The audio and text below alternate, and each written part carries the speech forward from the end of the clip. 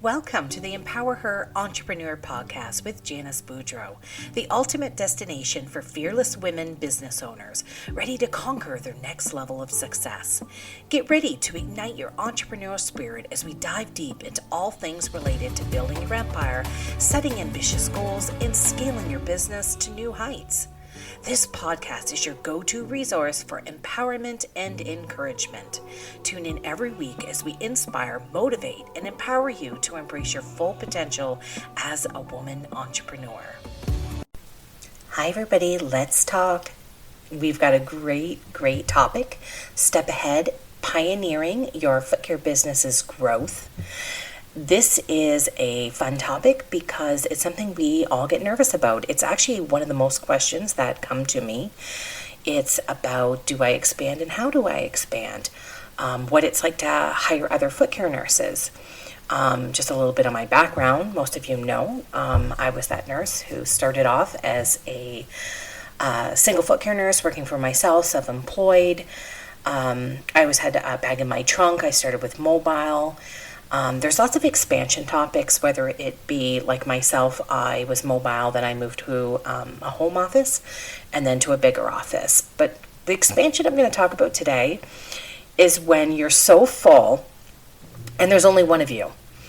And I get this call or email or messenger a lot is, well, what did you do? I don't know if my clients are going to want to see anybody else. And how do you get bigger? I can't believe how many people stop right there. There's just so many people in fear.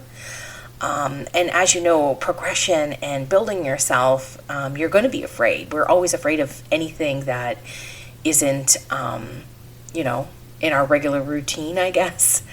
But you have to ask yourself, are you so full? Like, are you full? Can you barely take any clients? Then you're kind of entering a new aspect because now you're becoming a manager. Some of us have those skills. I was very fortunate for about a decade before I was a manager of about 40 PSWs through a home foot care company. So I well knew about hiring, managing, and whatnot. I've also done it for my husband's roofing company. So I did have a bit of background, but I promise you, you really don't need it. You just need to definitely follow some steps. So ask yourself first, are you full and can you not replicate any other appointments? Now, do you have it within you to be a manager and know that with growth also comes responsibility? Because like myself, I added on an additional nurse, and what I decided to do, and I'll never forget it, was Nurse Jessica. If you're out there, hello. We are still good friends to this day. So one of the first things I did was hire Jessica part-time as a subcontracted foot nurse because I knew that I couldn't do all my facilities. I couldn't do all the home visits. I'm only one person. So what I did is made sure I had a really great contract in place, and we had a deep understanding, and we went from there. She just worked for me part-time. She had her own foot care business and still does out, and she's doing great. But that was my first one. As many of you know, I think I don't even know how many I have, but I think I have about 20 people working for me now. So from that one, then Jessica couldn't take anymore. And then I decided that, okay, now I'm really only going to do my office visits. And I just said, okay, another part-time position. And I exponentially grew. So the thing is with growth in your business is if you're not opening new spots for a client, then you're done. You've hit your top plateau of what you're going to make. But a lot of us out there are like, well, I like this part, but I don't want to do this. I have another colleague, it was the same thing. So she was doing all of it. Her first transition was to give all of her facility away by hiring subcontracted foot nurses, and it worked well for her. So it was all about putting things in place. A lot of us are really worried about what our clients are going to think. But you know what? If you're just open, honest, and you make a strict decision, that you are no longer, and you are very specific. Maybe you're not working in an area of town anymore. You're only doing home visits. If you stick and offer them, whether it be a personal conversation, letting them know, this is going to be my last visit. I've hired someone else out in this area, or I'm transitioning to this. That's exactly what I did. I was honest. I held my breath. I'm not going to lie. I was like, oh my God, is this going to go okay? Are they going to like the care? But if you're really thoughtful and intentional about who you're bringing on, and I'll talk about that next, your clients, they're so resilient. I'm going to tell you right now, I didn't lose anybody. They continue to love the person that I put in my place. I continue to grow more. But part of that is, well, how do I find the person? Well, first of all, you need to sit down. You need to decide what hours, exactly what you need, what areas, what parameters, what are they going to have? Are you providing equipment and renting to them? You need to get your kind of your plan in place for this person, and not be bringing somebody on where you're wish-washy and not sure. You need to say, this is what you make, this is the areas you work in, here is your contract. But you also need to have a plan for what type of personality you're looking for. There's many different peoples out there. There's many different work ethics. It doesn't always work out. I have had many duds over the years. Sometimes people can be really great in an interview and not later. You move on. You just hire someone else. As you know, there's a million feet out there. Well, to be honest with you, there's a lot of nurses too. So not everyone will work well with you. But these are the things you deal with growth. So by just sitting down, I know I am about to release soon a really great entrepreneurial course about expanding and how to bring a person on. It's more the legal context of it, because there's a lot you can do, like example, employee or subcontract handbook. There's a lot of different things that you can do to put it in place. I know my course is going to cover all of that, because it's one of the hardest things, right? Well, what else do I have to do? Anyway, it is all in there. I know a lot of us, this is such a scary stage. It was for me too, and I did have some fails too. Like I said, I brought people on and whatnot. I hear a lot too is, well, what if I bring them on? What if they steal all my clients? Well, shame on them. That's all I can say. I mean, it's highly unethical. The idea out there that the patient gets to choose, well, that's true, but not true. You never want, these people, they break the nurse-client relationship and they use that against the client. Trust me, it is reportable. There's a lot of things, and that's where non-competes are no longer available. That's where your contracts come into play, and what is legal is to do a non-solicit, which means if you do hire someone, maybe they don't work out, they cannot contact your clients. They cannot advertise themselves. They cannot use their nurse-client relationship to get a hold of them and say, hi, I'm gone now. If you want, that's awful. Has it happened to me? Absolutely. But you move on from it. There's a reason you're growing. There's a reason that your company gains more business and you're hitting expansion. So hold your head up high. It is something that could happen, but again, if you're putting all those things in place, I know with my program, I kind of have a checklist or chapter by chapter for entrepreneurs wanting to hire and grow and support their business that you can look into for, like I said, each chapter. I really had to break it down. So all of you out there that are thinking about it, don't be afraid. I don't think I'd be where I am today. I've been learning so much along the way. There's going to be failures. There's going to be successes with every person I've hired, brought on, lost, or some of them I've kept what seems like forever. God love you. My favorite foot nurses. I just had to tweak things along the way. Everything, like I said, from contracts to schedules. I think that when you bring someone on, you are realizing that you're going to have to take a little bit. So say you're full, you're going to have to take a little bit of you being full and reduce it just a bit, because you're going to want to build in management time. That's the first thing I realized. I couldn't still maintain a full day. I hire other nurses, but who's managing the nurses? I'm now in a stage, of course, I do have clinical and business managers, because it got even beyond me. But just remember, I think most of you are going to be at that stage where you're just bringing on that first person or that second person. So do not keep such a full schedule, or you're going to be working till 7 o'clock at night, because you're going to finish your clients and then you're going to have to go home and you're going to have to look at what they're doing. Another thing too that's a really, really big help in the beginning, I remember I brought on a office person. That was actually a huge help to me. I actually did that. I did do that before I brought on a nurse.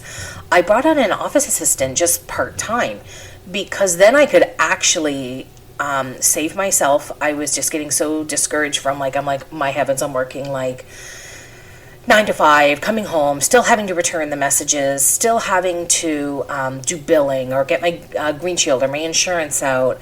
I do remember now that actually that was my first expansion. Was I hired somebody just for I think it was like 20 hours it was 15 hours a week, and she would just come in the mornings, answer all the calls, do all the billing. That was my first expansion, and that was such a huge help. So that opened my window a little bit more, and then I did hire somebody else. There's also ways, like I said, to keep track. I know it can be overwhelming. I know I use an amazing software program. A lot of my colleagues do for scheduling. You can see where they are. You're the one inputting it. Another big thing that we do is we do all the scheduling and the billing for anybody we brought on. That way we maintain control of the situation. We also do all client reminders, client calls. If the client wants an appointment moved, they put it on, the nurse or the client can call in, or the nurse will put it on dashboard. We maintain, that's another big hint too. Like if you're so worried that, well, wait a second, if I let them do too much, I believe that too. So I keep all of my stuff at arm's length. We handle most of the office stuff, and I think they really, really appreciate it too. Finding that person, it's not hard as it seems. I mean, put the ad out there. You're going to get responses. Have a couple interviews. One of the most amazing things, and we just did it this year, 14 years in, is develop pre-interview questions to save ourselves some time. So these were really great questions that we could ask them, and we add to those, we delete, just to get a real good understanding of where that client is and what they're looking forward to. And even before wasting our time with an interview, it's like a little bit of a roadmap of who they are. That has been a huge help. And then, like I said, I think having such a solid contract with them in place, and developing right from the beginning that, you aren't friends, you are a boss now. While you want to help them out, and you always want to be a great boss, you got to remember business is business. Definitely keep that relationship on the business level. I think in the past that was one of my biggest mistakes too. If anybody who knows me, I'm like such a heartfelt leader. I love everybody. I try to fix everybody. I try to give them what they want. It was an epic fail because you have to look at what your outcomes are in your business and what you need, and find the person that's going to fit it. Not try to fit your business to the other person. I want to mention, just a couple years ago, even just, God heavens, last year, you sometimes can have people that you start to change your business. You can even change appointments, length, style, which are, I got into that a little bit too. You need to remember whoever you bring on, they're not your partner, they're not your friend. And this is the way, it's going to be. This is why we have policies and procedures. This is something that came up also over the last, about the last year. We put the most best, that's not even good language.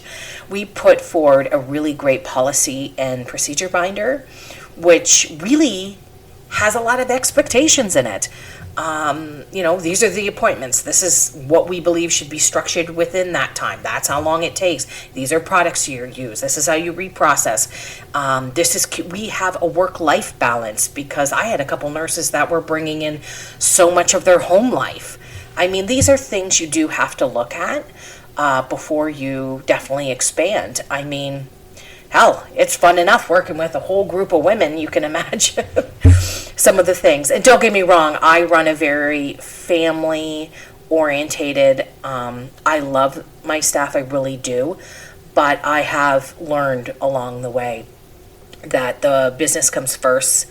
The business isn't fitting them, they're fitting into the business. And if it can't work out, then you need to let the person go and you need to move on. And it is going to happen. Sometimes people, you can't take it to heart. You can't take it personally. Sometimes their agendas change, their lives change. You could go from somebody married to divorce who needs something different. You can't hold it within, that's for sure. So I hope I have given everybody some good ideas and some relax. Like I said, I know sometimes we want to keep it all to ourselves, and it's easier, and I actually think that's perfectly okay. Believe me, there's been days where I go back and say, why did I not just keep it just me? I'm not kidding.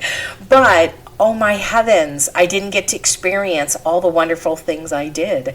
We're hitting around 29 long-term care and retirement homes that we are present at. I've got such a great team that leans on each other. So I think I'm getting my point across too about the expectations of kind of what you need, what you want to scale your empire. Sit down, make the plan, what type of person, how can you break it down slowly, having a great subcontract employment in place, starting to get some policies and procedures. And I just want to mention, if this seems overwhelming, we also have all of these that you can purchase off of our website, because I know it can be overwhelming. I've used a lawyer and who had health law and employment law, who helped to create a lot of the documents. And I think if you do it slow and do it right from the beginning, you're going to have a lot less problems later. I hope that you can see that you can expand, that it's in you. Sometimes after doing feet for many years, I think a lot of us out there can agree, it's what happened to me, that you just decide you want to do something just a little bit more. Maybe you have a passion for more education, or you want to lean more into marketing, or there's so many different reasons. So hiring somebody to expand just a little bit, you can start slow, just 2 days a week, which means you're going to be doing more advertising. Hopefully you do have some office help, or you're using some of the most amazing apps out there. I mean, we as a business, Lord, we have so many things that are helping us digitally through AI that has helped. So I think that's where expansion and being able to move on is having a lot of the other stuff in order and ready to go. I've been personally mentoring people the last couple months. I have quite a few mentors that what it is they book an hour with me. I see where they are. They send me their questions before. I'm able to answer them, talk with them. I have quite a few that are now just, they're some are hiring office, some are using just apps and technology that I've advised them on, but they're hiring that first nurse. And I mean, I can sense the fear. I can just feel it, that lump in your throat. But you know what? Sometimes you just gotta plan it out, be precise, and jump right in. So I hope I've given you some inspiration to just get the hell out there and do it. I mean, feet first, everybody. Scale your foot care empire. You have this, and I'm always available to you if you need some mentorship. Have a great day, everybody.